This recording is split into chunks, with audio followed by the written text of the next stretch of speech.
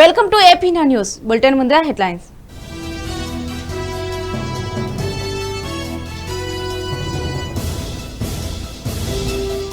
వైద్యులు వైద్య సిబ్బంది సేవలు అసమానం, ఎలాంటి సహాయం అవసరమైనా సిద్ధమన్న సీఎం జగన్.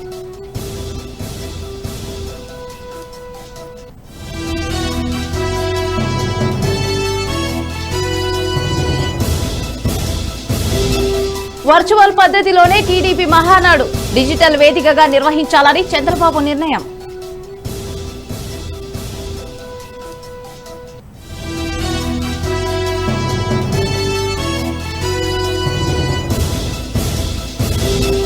కరోనా సేవల్లో చిరంజీవి చారిటబుల్ ట్రస్ట్, ఆక్సిజన్ బ్యాంకులు ప్రారంభించిన చిరు.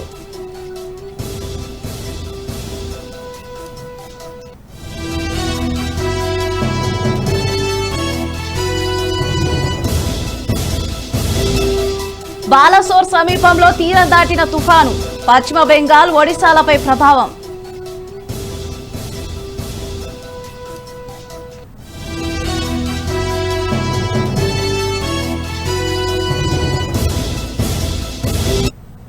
ఇక వివరాల్లోకి వెళ్తే వైద్యులు వైద్య సిబ్బంది అందిస్తున్న సేవలు అసమానమన్నారు ముఖ్యమంత్రి వైఎస్ జగన్. ఒక తల్లి మాదిరి సేవలు చేస్తున్న మీకు ధన్యవాదాలు అంటూ కితాబిచ్చారు ఆయన. ప్రాణాంతకరమని తెలిసిన రోగులకు సేవలు అందిస్తున్నారని వైద్యులు వైద్య సిబ్బంది సేవలను కొనియాడారు. ఎలాంటి సహాయ సహకారం కావాలన్నా అందించేందుకు సిద్ధమని ప్రకటించారు. వైద్యులు వైద్య సిబ్బందితో పాటు అన్ని జిల్లాల కలెక్టర్లతో సీఎం జగన్ సమీక్షించారు. ఈ సందర్భంగా ఆయన వైద్యులు వైద్య సిబ్బందిని ప్రత్యేకంగా అభినందించారు. To the nurses, to people who are engaged in sanitation works, from that level to joint collectors and collectors, and all other departments who are engaged in COVID operations, from revenue department to police to everybody else. It's a collective effort, and since we've been doing a phenomenal job at the district level, that is the only reason why these kind of outstanding results are in place. In fact, last few days nunchi a lot of districts have turned around. Kesulu taggumukham kuda padta undi. We were to TDP మహానాడును ఈసారి కూడా virtual పద్ధతిలోనే నిర్వహించాలని ఆ party అధినేత చంద్రబాబు నాయుడు నిర్ణయించారు. గురు శుక్రవారాల్లో జరిగే మహానాడులో పాల్గొనాలని పిలుపునిచ్చారు. మహోత్సవంలో జరగాల్సిన మహానాడును కరోనా నేపథ్యంలో ఈసారి కూడా డిజిటల్ వేదికగా నిర్వహించాలని నిర్ణయించామని చంద్రబాబు వెల్లడించారు. మే 27, 28 తేదీలలో ఆలయంలో జరిగే డిజిటల్ మహానాడులో కరోనా కట్టడిలో ఆంధ్రప్రదేశ్ ప్రభుత్వ వైఫల్యం, 2 ఏళ్లలో వైసీపీ ప్రభుత్వం చేసిన తప్పులు, అప్పులు, స్కామ్లు తదితర అంశాలపై తీర్మానం చేయనున్నారు.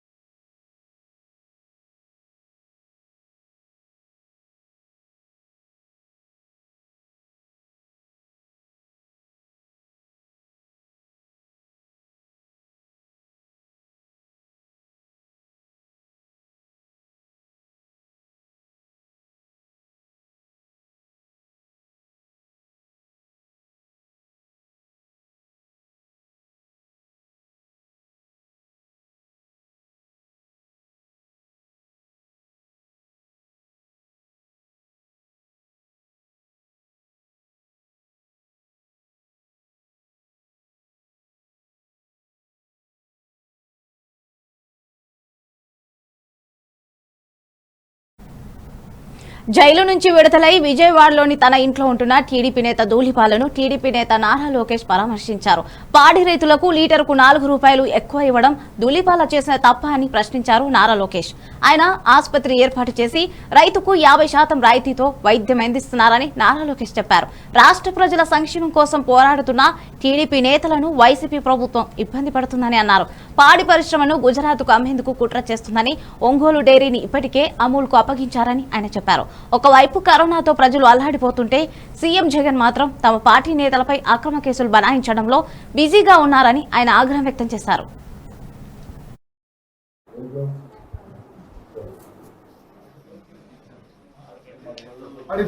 పరిశ్రమని అభివృద్ధి చేసి పెద్ద ఎత్తున ప్రోత్సహించిన అంగం డైరీని ఈరోజు అనేక విధాలుగా ఇబ్బంది పెడతాం అందరూ చూస్తున్నాం.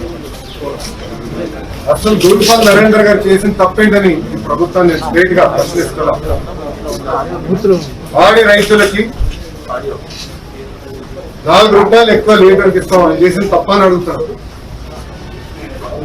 రైతుల కోసం హాస్పిటల్ ఏర్పాటు చేసి హాస్పిటల్ ద్వారా 50% డిస్కౌంట్ వాళ్ళకి ట్రీట్మెంట్ చేస్తాం, ఆయన చేసిన తప్ప అని అడుగుతున్నాం. 2013లో మ్యాచ్ సొసైటీ నుంచి కంపెనీస్ కి మారింది సంఘం డైరీ, అది అందరూ తెలిసిన విషయమే.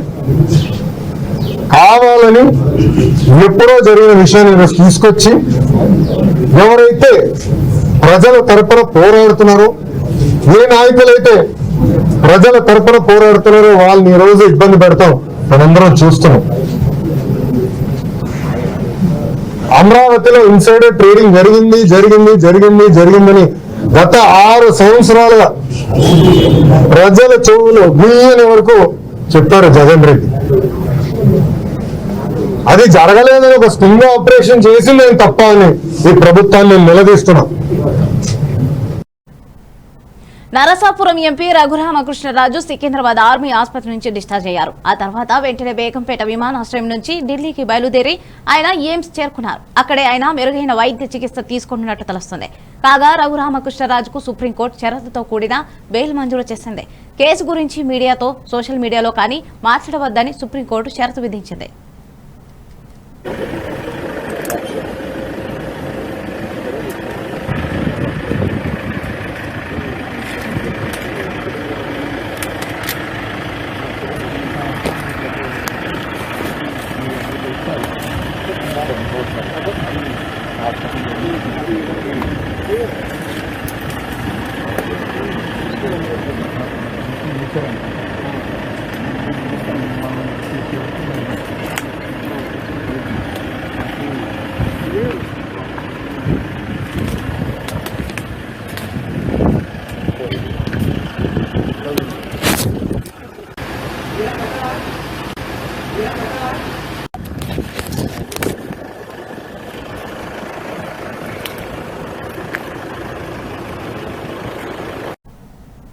ప్రతి ఒక్కరి సహకారంతో లాక్డౌన్ సమర్థవంతంగా అమలవుతుందని హైదరాబాద్ సిపి అంజనీ కుమార్ అన్నారు.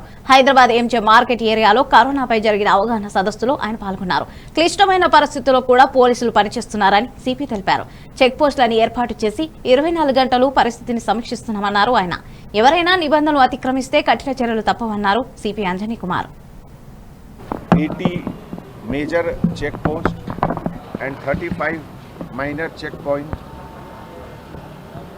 ఉదయం 9:30 నుంచి షిఫ్ట్ ప్రకారం పనిచేస్తుంది.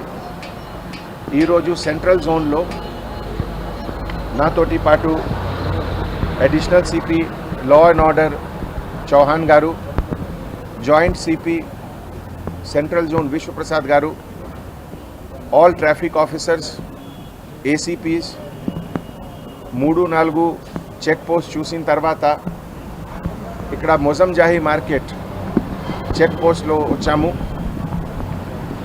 లాస్ట్ 10 డేస్లో ఈ లాక్డౌన్లో చాలా ఇంప్రూవ్మెంట్ వచ్చింది. పబ్లిక్ కోఆపరేషన్ తోటి, తర్వాత ఇంటర్ డిపార్ట్మెంటల్ మంచిగా కోఆర్డినేషన్ కూడా జరుగుతుంది. And corona infection number is coming down. ఈ సిచ్యువేషన్లో నేను పబ్లిక్కి థ్యాంక్స్ చెప్తున్నాము. బట్ ఇంకా ఇంప్రూవ్మెంట్కి అవకాశం ఉంది. ఇప్పటివరకు కూడా నేను చూస్తున్నాము, కొంతమంది పబ్లిక్ బైక్లో, కొంతమంది 4 వీలర్స్లో విదౌట్ ఎనీ ఎసెన్షియల్ పర్పస్ బయటికి వస్తున్నారు. నిన్న ఇన్ఫర్మేషన్ ప్రకారం 5000 పైన వెహికల్కి సీజర్ జరిగింది 24 అవర్స్లో. అండ్ 7000 పైన లాక్డౌన్ వైలేషన్ కేసెస్ కూడా బుక్ అయింది. ఇదే 1% పాపులేషన్ ద్వారా ఈ వైరస్ స్ప్రెడ్ అవుతుంది. నేను అందరికీ మళ్ళీ రిక్వెస్ట్ చేస్తున్నాము, కైండ్లీ కోఆపరేట్ చేయండి. మీ సర్వీస్ కోసం, మీ హెల్ప్ కోసం మన డిపార్ట్మెంట్ ఆల్ 14,000 కానిస్టేబుల్స్ 24 అవర్స్గా వర్క్ చేస్తున్నారు.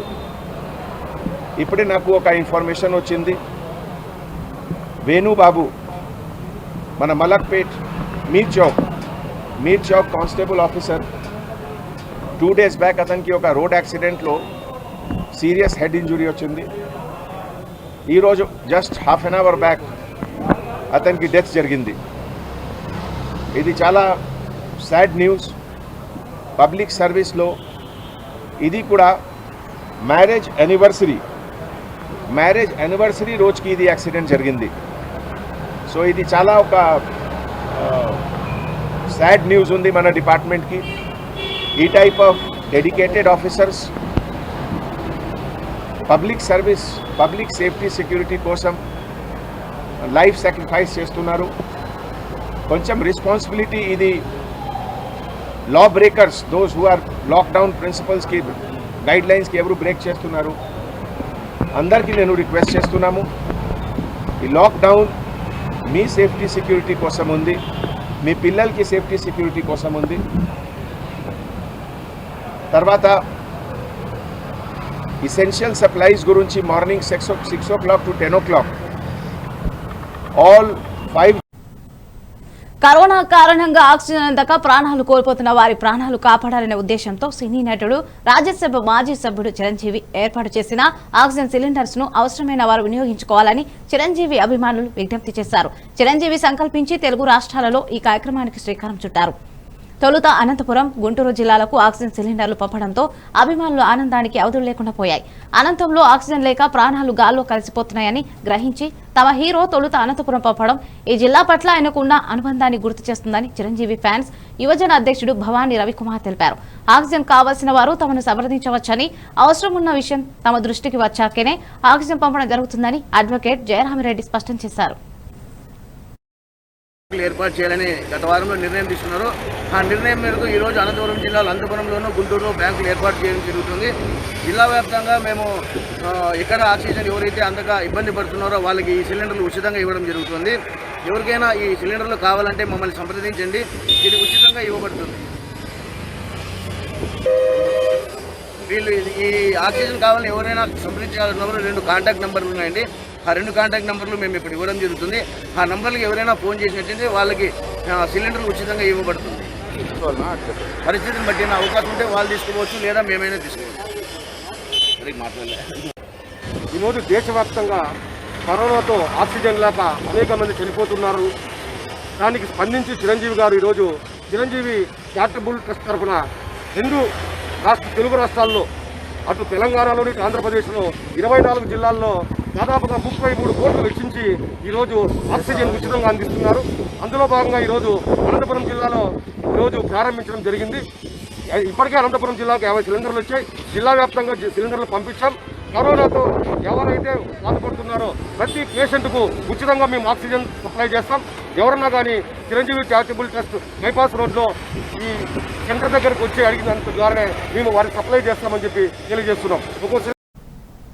ఆర్డీఓ గారికి బహుజన్ సమాజ్ పార్టీ కదిరి నియోజకవర్గ అధ్యక్షులు ఇర్ఫాన్ గారు వినతి పత్రాన్ని ఇవ్వడం జరిగింది. ప్రభుత్వం తెచ్చిన వైఎస్ఆర్ చేయూత అనే పథకం లబ్ధి పొందాలి అంటే ఆధార్ కార్డుకు ఫోన్ నెంబర్ లింక్ అయి ఉండాలి అని నిబంధనలు తెచ్చి అర్హులైన వారు ఈ పథకానికి అప్లై చేసుకునే వీలు లేకుండా పథకం కోల్పోయే పరిస్థితి ఏర్పడింది. కొన్ని మండలాలలో ఆధార్ సెంటర్లు లేక చాలా ఇబ్బందులు పడే పరిస్థితి. మరికొందరు 45 సంవత్సరాలు నిండిన వారు ఆధార్ను ఫోన్ నెంబర్ను ఎక్కడ లింక్ చేయాలో తెలియక అయోమయంలో పడిపోవడం జరుగుతుంది. కొన్ని చోట్ల ఇతర మండల వారు ఇంకొక మండలంలో ఉన్న ఆధార్ సెంటర్లో ఆధార్కు ఫోన్ నెంబర్ను లింక్ చేయడానికి అక్కడ ఉన్న సెంటర్ వారు ఒప్పుకోక ప్రజలు చాలా ఇబ్బందులు పడే పరిస్థితి నెలకొంది. కొందరు వయసు రీత్యా ఇబ్బంది పడి కరోనా బారిన పడే పరిస్థితి వచ్చింది. ఈ విధంగా కరోనా సమయంలో ప్రజల ఆరోగ్యానికి దృష్టిలో ఉంచుకొని ప్రభుత్వం సమయం 7-8 ఏప్రిల్ 2021 నుంచి ఇంకా పెంచాలని డిమాండ్ చేస్తూ అదేవిధంగా అన్ని మండలాల్లో ఆధార్ సెంటర్లను ఏర్పాటు చేయాలని డిమాండ్ చేయడం జరిగింది. వీళ్ళ సిస్టమ్ని ఈ అధికారులకు చెప్పిన మాటని వీరు అప్లై చేసుకోవాలంటే, వాళ్ళ మాట తీసుకొని వీరు అప్లై చేసుకోవాలంటే తప్పనిసరిగా ఆధార్ కార్డుకి మొబైల్ నెంబర్ ఎంతగానో అవసరం ఉంది. కానీ ఈరోజు ఈ దౌర్భాగ్య పరిస్థితుల్లో ఈ కరోనా మహమ్మారి సమయంలో 45 సంవత్సరాలు నిండిన ప్రతి ఒక్కరూ వైఎస్ఆర్ చేయూత పథకం పొందాలని ఆశపడే ప్రతి ఒక్కరూ మొబైల్ నెంబరు ఆధార్ కార్డుకి లింక్ చేసుకోవాలని తపన పడుతూ వారు ఈరోజు నల్లమాడ నుంచి కదిరికి, కదిరి నుంచి నల్లమాడకి ప్రతిరోజు తిరగడం జరుగుతుంది. ఎందుకంటే ఆ నల్లమాడ మండలంలో వీరికి ఆధార్ కార్డు లింక్ చేయడానికి ఆడ ఒక లింక్ సెంటర్ లేక చాలా ఇబ్బంది పడే పరిస్థితి ఉంది.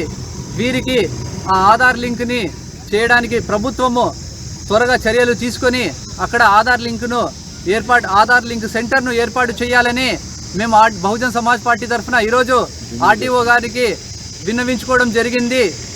వీరు ఈ పథకము పొందాలంటే వచ్చే నెల జూన్ 8వ తేదీ వరకు వీరు అప్లై చేసుకున్నట్లయితే ఈ సంవత్సరంలో వైఎస్ఆర్ చేయూత పథకము పొందడానికి వీరు అర్హులవుతారు. లేని పక్షాన ఈ పథకము పూర్తిగా వీరు అనర్హులుగా ఏర్పడే పరిస్థితి ఉంది. దయచేసి అధికారులు ఇవి దృష్టిలో పెట్టుకొని ఈ వైఎస్ఆర్ చేయూత పథకం పొందాలని వీరు చేస్తున్న ఆలోచన, వీరు చేస్తున్న తపనకి అధికారులు చొరవ తీసుకొని వీరికి నల్లమాడ మండలంలో ఆధార్ సెంటర్ని ఏర్పాటు చేసి వీళ్ళు ఫోన్ నెంబర్లు అన్ని ఆధార్ లింక్ అయ్యే విధంగా చర్యలు తీసుకోవాలని, ఇదే విధంగా రాష్ట్రం మొత్తంలో అన్ని మండలాల్లో ఈ విధంగా. అనంతపురం జిల్లా పేకాట స్థావరంపై పోలీసులు మెరుపుదాడి చేశారు. ఏకంగా 15 మందిని అరెస్ట్ చేసి 16 మొబైల్స్ 1,40,830 రూపాయలు స్వాధీనం చేసుకున్నారు. అనంతపురం జిల్లా సోమందపల్లి ఎస్ఐ వెంకటరమణ విశ్వసనీయ సమాచారంతో తన సిబ్బందితో కలిసి పెనుగొండ సోమందపల్లి మధ్యలో గల అడవి ప్రాంతంలో పేకాట ఆడుతున్న వారిపై మెరుపుదాడి చేశారు. సరైన సమాచారం రావడంతో పక్కాగా ప్లాన్ చేసి పేకాట రైళ్ల ఆట కట్టించారు ఎస్ఐ వెంకటరమణ. బుధవారం సోమందపల్లి పోలీస్ స్టేషన్లో ప్రెస్ మీట్ నిర్వహించి నగదు, బైకులు, సెల్ ఫోన్లను మీడియా ముందు ప్రదర్శించారు. ఈ ప్రెస్ క్లబ్ మీటికి నూతన సీఐగా వచ్చిన వెంకటేశ్వర్లు హాజరయ్యారు. సమాజంలో అసాంఘిక చర్యలకు ఎవరు పాల్పడినా ఉపేక్షించేది లేదని, వారు ఎవరైనా సరే చట్టానికి చుట్టం కాదని సీఎం తెలిపారు. ఈ పేకాట స్థావరంపై దాడి చేసినప్పుడు మరికొందరు పారిపోయారని, ఈ పేకాట స్థావరం నడుపుతున్న మరో 2 పారిపోయారని, వారి మీద కూడా కేసు నమోదు చేశామని, త్వరలో వారిని పట్టుకుంటామని సీఐ వెంకటేశ్వర్లు ఎస్ఐ వెంకటరమణ తెలిపారు. ఈ రైడ్లో పాల్గొన్న ఎస్ఐ వెంకటరమణ మరియు సిబ్బందిని జిల్లా ఎస్పీ యేసుబాబు ప్రశంసించారని సీఐ మీడియా ముందు తెలిపారు. పేకాటలు ఎవరైనా ఆర్గనైజ్డ్ క్రైమ్ చేయాలని ట్రై చేస్తే కూడా వారందరూ కూడా హెచ్చరిస్తున్నాను. సో ఎవరు కూడా ఇలాంటి వాటి జోలికి పోవద్దండి. అలాంటి ఏదైనా మా దృష్టికి వస్తే కూడా ఖచ్చితంగా కఠిన చర్యలు తీసుకుంటాం. ఈ రైడ్లో సక్సెస్ఫుల్గా పాల్గొన్నటువంటి ఎస్ఐ సోమందపల్లి ఎస్ఐ వెంకటరమణతో పాటు వాళ్ళ సిబ్బంది హెడ్ కానిస్టేబుల్ ఆదినారాయణ, దస్తగిరి, ప్రసాద్ నాయక్, నరేష్, బాబ్జాన్ వీళ్ళందరినీ కూడా అభినందిస్తున్నాను. వీళ్ళందరూ కూడా ఎస్పీ గారు కూడా అభినందించారు.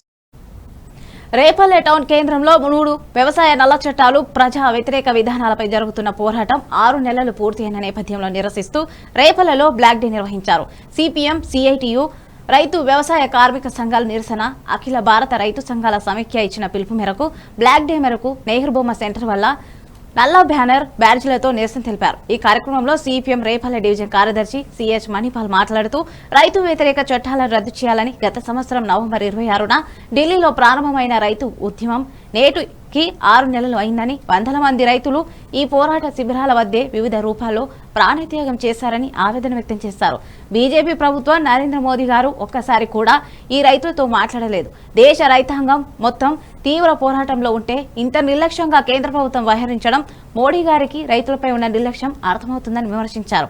నేడు దేశంలో వైద్యం ప్రభుత్వ రంగంలో కాకుండా కార్పొరేట్ చేతిలో ఉందని, అందుకే ప్రజలు ఆక్సిజన్ లేక ప్రాణాలు కోల్పోతున్నారు.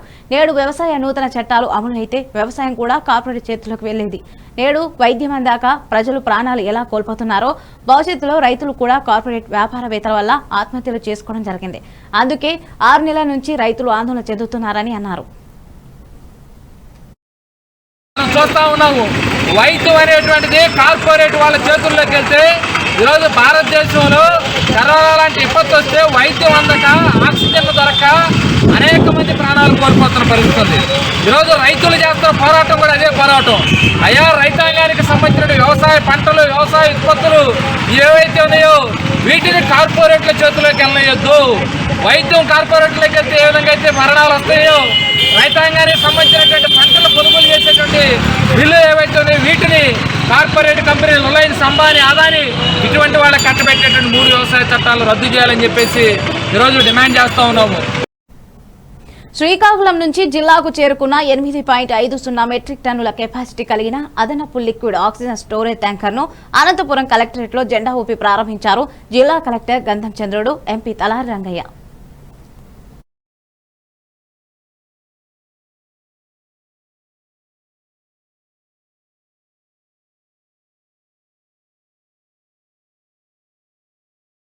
ఇప్పుడు ఊపిరి పీల్చుకోవడానికి ప్రశాంతంగా ఉంది. అసలు హాస్పిటల్లో నిల్వలు తగ్గిపోతున్నాయంటేనే భయం అయ్యేది. రాత్రింబవళ్ళు కంటికి కునుకు లేకుండా జిల్లా యంత్రాంగం పనిచేసింది. దీని మీద ఇవాళ ఒకటి మనకి ఒక ఆభరణం లాంటిది, ఒక ఆశీస్ లాంటిది, మన వరం లాంటిది, ఇలాంటి వెహికల్ మౌంటెడ్ అంటే లారీ మీదనే ఎప్పుడు కూడా ఇది అలాగే ఉంటుంది. ఇక్కడ ఏ హాస్పిటల్కి అవసరమైతే అక్కడికి పంపడానికి వీలవుతుంది. ఇంతకుముందు ఎలా ఉండేదంటే ఏ హాస్పిటల్లో నిల్వలు తగ్గుతుంటే రెండో హాస్పిటల్ నుంచి తీసుకురావడం చాలా కష్టంగా ఉండేది. ఎందుకంటే ఇది మేము చిన్నగా ఉన్నప్పుడు క్రయోజనిక్ రాకెట్ల గురించి విన్నాం, కానీ క్రయోజనిక్ ట్యాంక్ అవసరం అయితేనే ఇది తీసుకుపోవడానికి వీలవుతుంది. ఇప్పుడు మనకు వెహికల్ మౌంటెడ్ క్రయోజనిక్ ట్యాంక్ దొరికింది. అంతేకాకుండా ఎంపీ నిధుల నుంచి కూడా ఒక పర్మనెంట్గా ఒక ట్యాంక్ కూడా జీజీహెచ్లో ఏర్పాటు చేయబోతున్నాం. త్వరలోనే అది కూడా కంప్లీట్ అవుతుంది. దీనివల్ల ప్రజలకి ముఖ్యంగా కోవిడ్ పేషెంట్లకి ఆక్సిజన్ని అందించడానికి ఎలాంటి ఇబ్బంది ఉండకుండా చూసుకోవడానికి వీలవుతుంది. అంతేకాకుండా ఇంకా మళ్ళీ భవిష్యత్తులో ఈ మూడో కరోనా థర్డ్ వేవ్ కూడా రాకూడదని నేను బలంగా కోరుకుంటున్నాను. గత 10 రోజులతో పోలిస్తే ఇప్పుడు జిల్లాల పరిస్థితి కూడా చాలా మెరుగుపడింది. సహకారంతో అలాగే DRDO defence research and development organisation వారి సహకారంతో 4 ఆక్సిజన్ ప్రొడక్షన్ ప్లాంట్స్ అంటే గాలిలో ఉన్నటువంటి ఎయిర్ని తీసుకొని దాని నుండి ఆక్సిజన్ ప్రొడ్యూస్ చేసేటటువంటి ప్లాంట్స్ ఒక 4 శాంక్షన్ చేసుకున్నారు. అందులో మొట్టమొదటిగా హిందూపురంలో జిల్లా ఆసుపత్రి హిందూపురంకి శాంక్షన్ చేసుకున్నారు. అది అలాగే అనంతపురంలో మన సూపర్ స్పెషాలిటీ హాస్పిటల్, అలాగే గవర్నమెంట్ జనరల్ హాస్పిటల్, అలాగే హిందూపురం కదిరి ఒకటి, ఇంతకల్ ఒకటి ఇలాగా శాంక్షన్ చేసుకున్నారు. అందులో మొట్టమొదటిది ఈరోజు కేవలం 4 రోజులలో దానికి కావాల్సినటువంటి సివిల్ వర్క్స్ అన్నీ కూడా కంప్లీట్ చేసి మొట్టమొదటి ప్లాంట్ని ఈరోజు పశ్చిమ గోదావరి జిల్లాలో భారీగా రవాణా అవుతున్న గంజాయిని పట్టుకున్నారు పాలకొల్లు రూరల్ పోలీసులు లంకల కోడేరు గ్రామంలోని జాతీయ రహదారిపై వస్తున్న ఛత్తీస్గఢ్ రాష్ట్రానికి చెందిన ఓ లారీని దాని ముందు ఎస్కార్ట్ గా వస్తున్న మోటార్ సైకిల్ ని ఆపుతుండగా వారు పారిపోయే ప్రయత్నం చేశారు. అయితే చాకచక్యంగా వ్యవహరించిన పోలీసులు వెంటనే వారిని పట్టుకుని లారీలోని కొబ్బరి బోండాల లోడ్ కింద దాచి రవాణా చేస్తున్న 1080 కేజీల భారీ గంజాయిని స్వాధీనం చేసుకున్నారు. లారీ నుంచి 23 సంచులలో 1076 కేజీల బరువు గల మొత్తం 200 గంజాయి ప్యాకెట్లు స్వాధీనం చేసుకున్నారు. బహిరంగ మార్కెట్లో ఈ గంజాయి విలువ సుమారు 25 లక్షల వరకు ఉంటుందన్నారు. వారి వద్ద నుంచి 4 సెల్ ఫోన్లు, 3300 రూపాయల నగదు, లారీ, ఒక మోటార్ సైకిల్ ను కూడా స్వాధీనపరుచుకున్నట్టు నరసాపురం డీఎస్పీ వీరాంజనేయ రెడ్డి తెలిపారు. Palakollu rural CI D Venkateswararao కేసును దర్యాప్తు చేస్తున్నారు. ఇంట్లో ఉన్నటువంటి ప్రముఖ వ్యక్తులందరూ కూడా అదుపులో తీసుకోవడం జరుగుతుంది. ఇప్పుడు ప్రస్తుతం ఈ నాలెడ్జ్ ఉన్నటువంటి అంటే ఇందులో గంజాయి ఉందని తెలిసి అలాగే దీని ఆక్రమణ ఒప్పుకున్నటువంటి మన డ్రైవర్ లక్ష్మీనారాయణ జాట్ ఇతను కూడా భోపాల్ ఇండోర్ సంబంధించిన అతను, అలాగే సుబ్రహ్మణ్యం అనే అతను ఈ కన్సైన్మెంట్ అంతా తీసుకొచ్చిన తర్వాత దీని అడుగు భాగాన దీంట్లో వేసేసి తర్వాత దానిపై ఎండు కొబ్బరికాయలు, ఆ తర్వాత ఇక్కడ కొబ్బరి బోండాలు కలెక్ట్ చేసుకొని దాన్ని తీసుకురమ్మని చెప్పారు. దీంట్లో ప్రముఖ వ్యక్తులు అంటే ఇక్కడి నుంచి దీన్ని అక్కడ పంపడానికి ప్రధాన సూత్రధారులు అయినటువంటి పెద్దిరాజు, సీనయ్య వీళ్ళందరూ రావులపాలెం సంబంధించిన వాళ్ళు. కరోనాపై పోరాటంలో వైద్య సిబ్బంది సేవలు మరవలేనివని ప్రధాని నరేంద్ర మోదీ అన్నారు. బుద్ధ పౌర్ణమి సందర్భంగా ఏటా నిర్వహిస్తున్న ప్రపంచ వేసాక్ వేడుకల్లో ఆయన కీలకోపన్యాసం చేశారు. బౌద్ధమత స్థాపకుడైన గౌతమ బుద్ధుడు పుట్టినరోజు సందర్భంగా బుద్ధ పూర్ణిమ జరుపుకుంటారు. దీన్ని ట్రిపుల్ బ్లెస్డ్ డేగా పరిగణిస్తారు. ఈ క్రమంలో అంతర్జాతీయ బౌద్ధ సమైక్యతో కలిసి కేంద్ర సాంస్కృతిక శాఖ నిర్వహిస్తున్న ఈ వేడుకల్లో ప్రధాని పాల్గొని ప్రసంగించారు. కరోనా మహమ్మారి సమయంలో తమ ప్రాణాలను పణంగా పెట్టి నిత్యం నిస్వార్థంగా సేవలందిస్తున్న front line health care workers, వైద్యులు, నర్సులకు వందనం చేస్తున్నానన్నారు. Venerable Dr. Dhammapiyaji, respected scholars, Dhamma followers, sisters and brothers from around the world, Namo Buddhaya, Namaste. I am honored to address you all on the special day of Vesak. Vesak is a day to celebrate the life of Lord Buddha. భారీ tanker ఉన్నట్టుండి కుప్పకూలింది. అదే సమయంలో బైక్లపై వెళ్తున్న కొందరు క్షణకాలంలో ప్రమాదం నుంచి తప్పించుకున్నారు. వారు చూస్తుండగానే ఆ భారీ ట్యాంకర్ కుప్పకూలింది. అది తమపై పడబోతుందని గ్రహించిన బైకర్లలో ఒకరు అతివేగంతో వెళ్లి ప్రమాదం నుంచి తప్పించుకోగా మరి ఒక వ్యక్తి బైక్ను అక్కడే వదిలేసి పరుగులంకించుకున్నాడు. మధ్యప్రదేశ్లోని దాటియా జిల్లా పీతాంబర పట్టణంలో జరిగింది ఈ ఘటన. ఎవరికి ఎలాంటి ప్రాణ నష్టం సంభవించకపోవడంతో అందరూ ఊపిరి పీల్చుకున్నారు. ఇసుకను అక్రమంగా రవాణా చేస్తున్న వాహనం ట్యాంకర్ను ఢీకొట్టడం వల్లే ట్యాంకర్ కూలిందని స్థానికులు చెబుతున్నారు.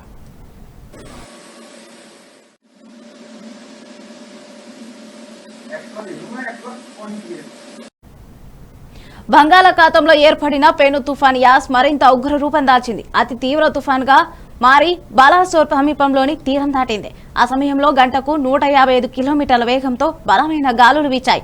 వాయవ్య దిశగా కదులుతున్న తుఫాన్ పూర్తిగా బలహీనపడుతుందని వాతావరణ శాఖ అధికారులు తెలిపారు.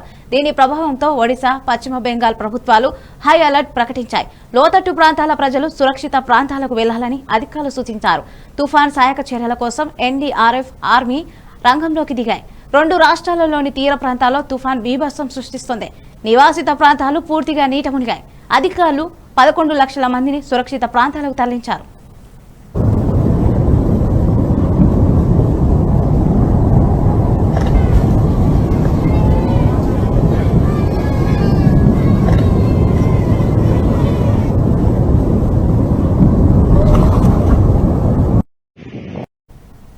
బులెటిన్ ముగించే ముందు హెడ్లైన్స్ మరోసారి.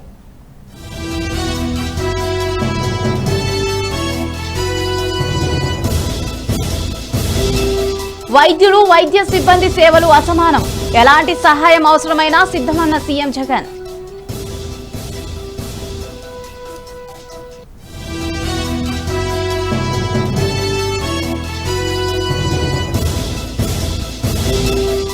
వర్చువల్ పద్ధతిలోనే టీడీపీ మహానాడు డిజిటల్ వేదికగా నిర్వహించాలని చంద్రబాబు నిర్ణయం.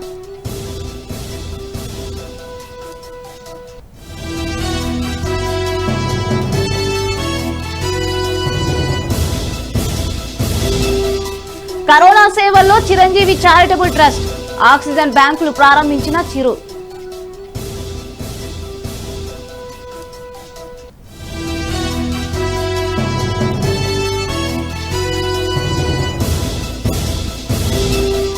బాలసోర్ సమీపంలో తీరం దాటిన తుఫాను పశ్చిమ బెంగాల్, ఒడిశాలపై ప్రభావం.